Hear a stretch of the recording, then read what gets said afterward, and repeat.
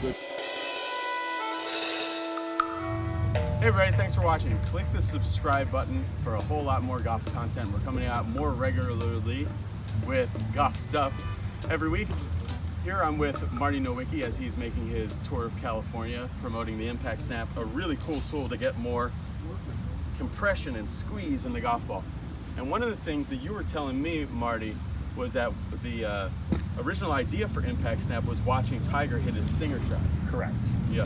So when Tiger hit his stinger shot back in the late 90s, early 2000s, the wrists were super stable through impact, and basically the wrists have to perform three functions. They cock and uncock, they have some amount of flexion or bowing, and then some amount of supination, so that if you watch Tiger hit his stinger going through impact, you'd see how stable the wrist would stay basically from impact all the way up to here before either his left arm would bend or his wrist would start to recock.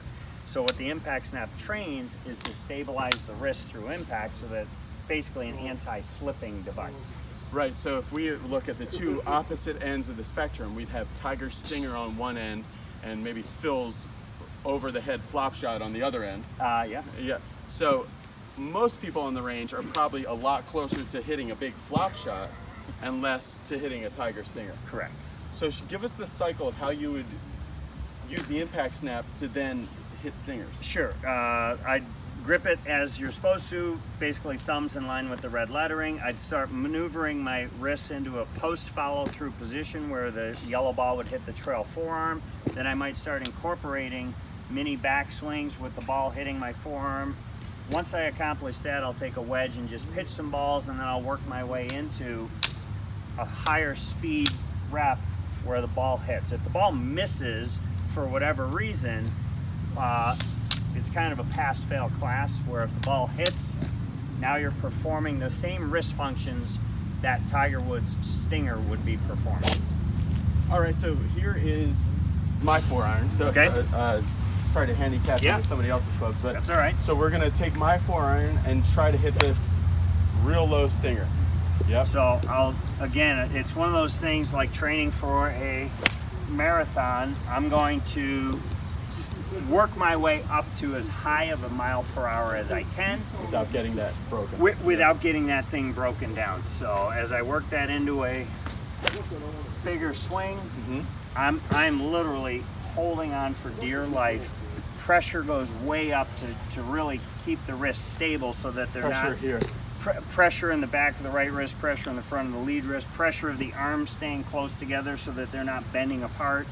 Yeah. So as we increase speed of the club, you actually have to increase pressure so that the shaft stabilizes, so we can put the energy into the golf ball. There you go. His went about 280, mine don't. Right. I'll try that. So I'm gonna cycle through this just because I do not have the feeling yet. Let's see.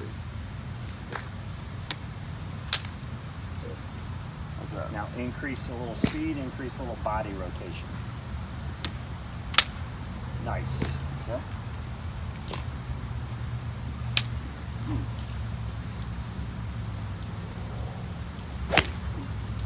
Oh yeah, that was good. Not as low as Tiger's, but man, I hit that solid.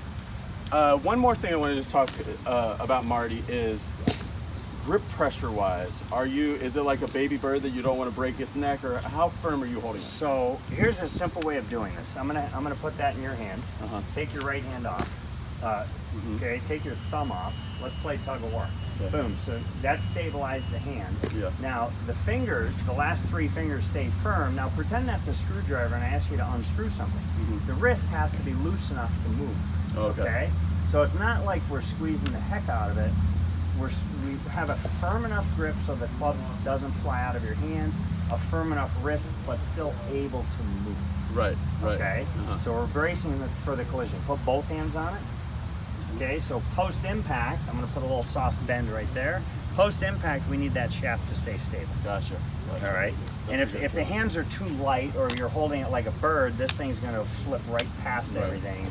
And that's what makes the shaft less stable, more wobbly, right? All right, guys, if you're interested in the Impact Snap and how it can get you a little bit more squeeze at the ball, I really think it's something worthwhile to use. Check out the promo code that is in the description below. And if you have any questions about it, just put them in the comments below. Marty's going to be checking the comments here on this YouTube video and answering them directly to Be Better Golfers. Thanks for watching, everybody.